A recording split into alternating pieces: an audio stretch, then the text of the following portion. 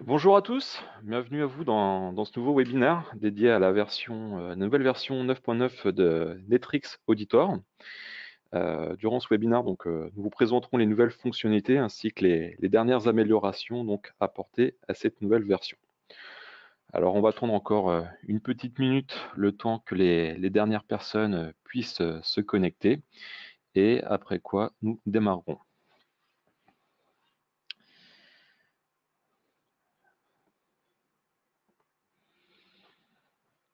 Ok. Ok, donc là, je vois qu'il est 15 h. On va démarrer. Alors, tout d'abord, un petit rappel avant de démarrer cette présentation. Donc, par défaut, votre micro est en position muet. Toutefois, vous pouvez poser vos questions à tout moment, hein, j'y répondrai donc à la fin de la session. L'agenda du jour. Alors, nous verrons tout d'abord les nouvelles fonctionnalités présentes dans cette version 9.9 de Netrix Auditor. Nous verrons les principales améliorations. Nous passerons donc à la démonstration technique, puis nous terminerons donc sur la partie questions-réponses. Alors, ne laissez pas les pirates s'infiltrer dans votre environnement. C'est ce à quoi l'éditeur Netrix travaille sans cesse. Essayez de vous apporter un maximum d'informations sur votre environnement afin de renforcer votre sécurité et vous aider à la protéger au mieux. Donc la dernière version de Netrix n'échappe pas à cette règle, puisque nous le verrons, les nouvelles fonctionnalités proposées dans cette version restent dans cette lignée. Donc c'est ce que nous allons voir dans quelques instants. Les grandes nouveautés de la version 9.9 sont les suivantes. Visibilité sur les autorisations SharePoint. Nous verrons que Netrix Auditor propose un certain nombre de rapports permettant de visualiser les permissions qui sont positionnées sur SharePoint Online. Délégation des permissions Exchange Online, donc de même que pour SharePoint, il est à présent possible de visionner les permissions déléguées à des utilisateurs, mais de voir ce à quoi accèdent des non-propriétaires sur des boîtes aux lettres partagées. Audit des connexions VMware, donc cette nouvelle fonctionnalité vous permet de voir toutes les connexions réalisées sur votre hyperviseur dans VMware, et module complémentaire pour CyberArk, détecter les activités suspectes réalisées au sein de votre environnement CyberArk Privilege Access Security. Donc les autorisations sur SharePoint Online. Alors, la problématique d'un bon nombre d'administrateurs SharePoint Online et de OneDrive est la gestion des permissions sur les sites. En effet, ce n'est pas toujours aisé de savoir rapidement qui accède à quoi. Ce qui peut rapidement compromettre la sécurité, notamment si un utilisateur accède à des informations dont il ne devrait pas accéder. Donc, grâce à de nouveaux rapports sur SharePoint Online, vous pouvez à présent obtenir ces informations rapidement. Par exemple, savoir à quel objet SharePoint accède, un utilisateur, ou encore voir les héritages de permissions cassées. Donc ça vous permettra d'aligner les autorisations de manière à ce que les utilisateurs accèdent uniquement ce à quoi ils doivent accéder. L'accès aux données sera dès lors maîtrisé, tout simplement. De plus, cette nouvelle fonctionnalité vous permettra également de simplifier les attestations de privilèges, notamment lorsque vous êtes soumis à un audit ou même à un contrôle interne. De manière générale, l'utilisation régulière de ces rapports vous permettra de vous assurer des bonnes pratiques d'accès aux données, mais aussi de pérenniser la sécurité de votre environnement SharePoint Online.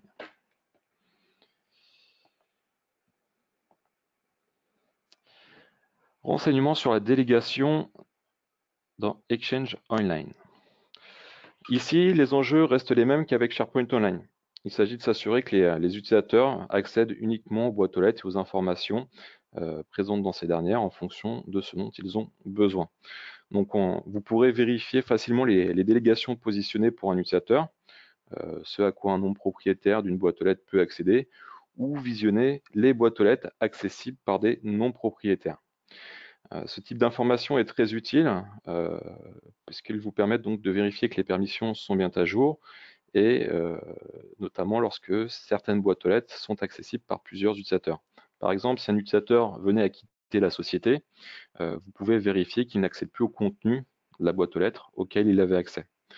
Donc ces rapports sont très utiles et également pour tout ce qui est mise en conformité, notamment lors de cas d'audit également. Audit des connexions VMware. Grâce à cette nouvelle fonctionnalité, vous pouvez désormais auditer toutes les connexions réalisées sur votre hyperviseur et ainsi valider donc les connexions qui ont réussi ou à l'inverse détecter très facilement donc toute tentative d'intrusion. Donc cette nouvelle fonctionnalité vous permettra d'enquêter sur les menaces internes ou d'éventuels utilisateurs tenteraient de se connecter sur un hyperviseur, mais sera un avantage, on va dire, considérable lors de votre prochain audit également. Module complémentaire Netrix Auditor pour CyberArk Privilege Access Security. Les problèmes restent identiques à celles qu'on a déjà évoquées. Dans ce module complémentaire pour CyberArk Privilege Access Security, vous pourrez détecter les activités suspectes au sein de votre environnement et enquêter donc à leur sujet. De cette manière, vous pourrez suivre avec précision ce que chaque utilisateur privilégié fait dans le but d'accroître leur responsabilité.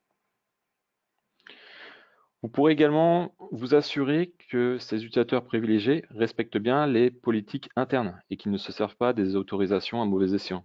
Donc comme ça, ça vous permettra donc de vérifier donc ces différents points et de s'assurer que chaque action effectuée dans CyberArk est bien autorisée. Donc vous pourrez alors réagir rapidement si vous observez des activités anormales pouvant entraîner des incidents de sécurité ou des indisponibilités. On pourra également donc découvrir exactement quelles activités ont été générées par le Central Policy Manager, telles que des modifications de mots de passe, par exemple. Cela vous évitera des plaintes concernant les mots de passe périmés et des perturbations des activités d'une incapacité à accéder donc, aux ressources utiles. Comme vous l'aurez compris, en ayant donc tous ces renseignements à portée de main, vous pouvez reconstituer les incidents d'abus de privilèges, même les plus compliqués, et donc ainsi découvrir si des utilisateurs internes sont malveillants en abusant d'identités privilégiées. Alors, en ce qui concerne les principales améliorations donc, dans Netrix Auditor 9.9, tout d'abord, surveillez les menaces qui pèsent sur vos applications cloud. Donc, on peut contrôler les accès grâce aux alertes de tentatives infructueuses et réussites de connexion au système critique, ainsi que toutes les tentatives de connexion à DFS. Donc, de cette manière, on peut voir l'historique complet des connexions de tous les utilisateurs. Il est possible également donc d'identifier quelles sont les données critiques très facilement, puisque on peut modifier donc les rapports de type overview, le tableau de bord, sur l'ensemble de l'entreprise et se focaliser donc uniquement sur ce qui est vraiment important par rapport à vos besoins et à votre configuration. On peut inspecter donc tout ce qui va concerner la partie serveur de fichiers Windows et également auditer l'auditeur. Donc dans cette dernière version, il est possible d'auditer très facilement ce que fait un utilisateur comme modification dans la console et de voir toutes les actions qui sont réalisées depuis le moteur de recherche. Donc voilà pour les principales améliorations et les nouvelles fonctionnalités présentes dans cette dernière version Netrix Auditor 9.9. On va à présent passer à la partie démonstration. Donc je vais vous partager un autre écran.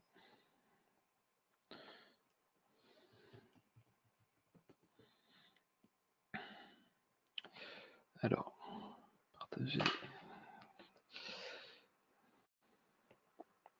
Voilà. Donc ici, nous sommes à présent donc dans la console donc Netrix Auditor. Donc tout d'abord, on va commencer donc par les rapports sur SharePoint Online. Donc ici, dans la partie SharePoint Online,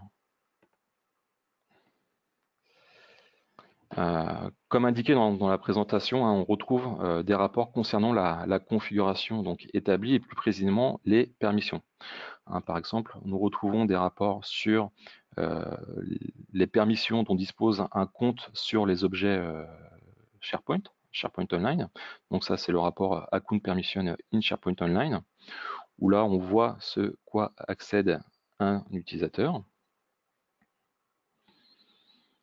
Donc là, par exemple, admin solution accède donc à ces deux sites et donc il a des permissions de contrôle d'accès total. À l'inverse, on peut voir également qui a accès à certains sites et les droits positionnés donc pour cet utilisateur. Donc là, SharePoint Online Object Permission, on a la vue inverse ici.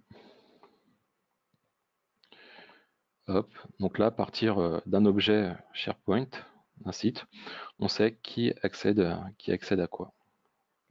Quel est le compte, le type de compte, les permissions, et ce à quoi accèdent donc les utilisateurs. Donc là, par exemple, si je prends mon compte, F Gauthier, compte de type Azure AD, j'ai accès en contrôle total. Donc ce qui est le même pour les autres utilisateurs présents donc dans ce rapport.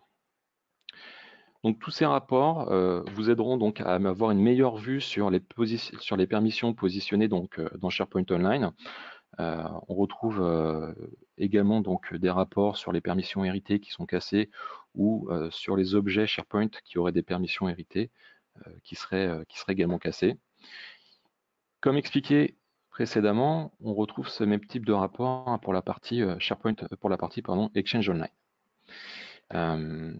Donc les permissions de non-propriétaires sur les boîtes aux lettres accessibles par des non-propriétaires, et pour finir donc les délégations indéfinies pour un utilisateur. Donc ça, ce sont les grandes nouveautés donc de cette version 9.9. On retrouve de même sur la partie Overview, sur la partie Enterprise Overview, la possibilité d'avoir des filtres beaucoup plus précis, de manière à ce que le tableau de bord corresponde uniquement à ce dont vous avez besoin. Donc là, ici, on a des filtres. On peut sectionner donc les plans qu'on souhaite afficher. Donc là, on va prendre Audit des serveurs AD, GPO, Logon Activity, File Server, serveur de fichiers, SharePoint Online OneDrive, et on va sectionner donc toutes les sources de données. Donc de cette manière, je peux filtrer vraiment donc toutes les informations affichées, les changements par date, les tentatives d'accès.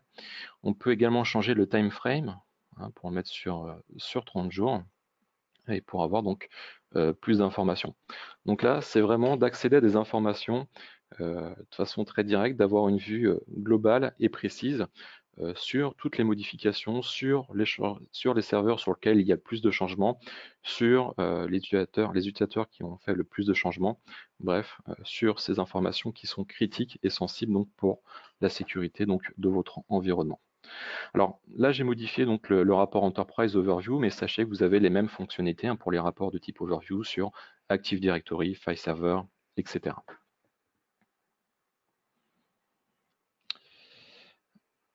En ce qui concerne donc les connexions sur VMware, eh bien c'est pareil, comme on l'expliquait tout à l'heure, on est capable de voir à présent donc toutes les connexions qui sont réalisées donc sur vos hyperviseurs. Donc là, l'idée c'est vraiment de voir s'il y a des tentatives d'intrusion. Donc data source, VMware, type objet, voilà, logon par exemple, et on accède donc à toutes les connexions. Donc là, par exemple, je vois qu'il y a eu des tentatives de connexion, donc avec le compte Nicodème qui est juste. On retrouve l'adresse IP depuis laquelle la tentative de connexion a été effectuée. Et une fois de plus, sur quel environnement, l'heure, la date et les informations habituelles. Donc ça peut être vraiment pratique aussi donc pour tout ce qui est analyse de tentatives d'intrusion. En ce qui concerne VMware, mais aussi donc pour vérifier, s'assurer que les connexions qui sont réalisées sur votre environnement sont bien autorisées, tout simplement. Donc tout ce qui va être successful, logon par exemple. Donc je reviens dans le moteur de recherche, euh, puisque la dernière fonctionnalité, euh, c'est le Self Audit Service. Donc là, on peut vraiment voir très facilement ce qui a été modifié dans votre console Netrix Auditor. Donc, je lance la recherche, et là, toutes les modifications, donc par exemple sur les plans de surveillance, eh bien, sont enregistrées. Les tentatives de connexion à la console, les modifications.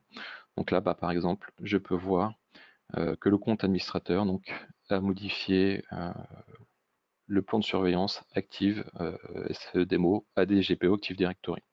Donc aujourd'hui à 14h14, les paramètres ont été changés.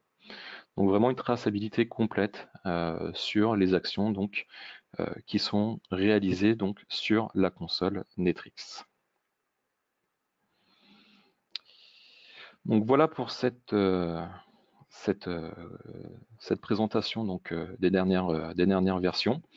Donc la prochaine étape, mise à jour de votre environnement Netrix Auditor en version 9.9. Donc vous pouvez contacter les commerciaux, le service commercial pour planifier une mise à jour. Et donc je vais à présent répondre à vos questions. Alors, donc les changements, peut-on voir dans Netrix Auditor les changements faits sur OneDrive? Oui, c'est SharePoint Online et OneDrive. On peut voir ces changements. Alors on va attendre de voir s'il y a d'autres questions sur ces nouvelles fonctionnalités.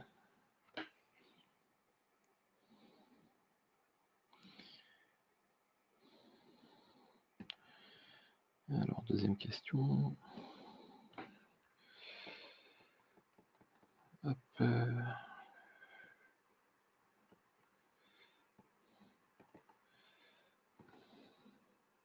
peut-on tester le module Office 365? Donc peut-on tester le module Office 365 sans installer un nouveau serveur Netrix Auditor pour ce test? Oui, c'est possible. Vous pouvez, il est possible de le faire, puisqu'au final, l'utilisation en fait des modules est gérée par la clé licence. Donc à partir du moment où la clé licence vous autorise à utiliser Office 365, eh bien vous pouvez tester ce module-là sur une période donnée.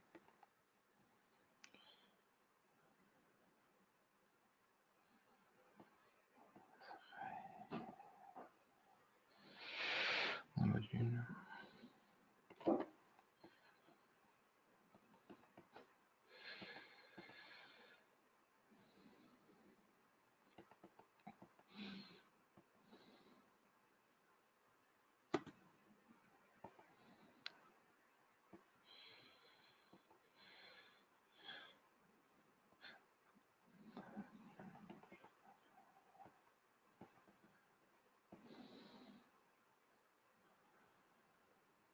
Alors,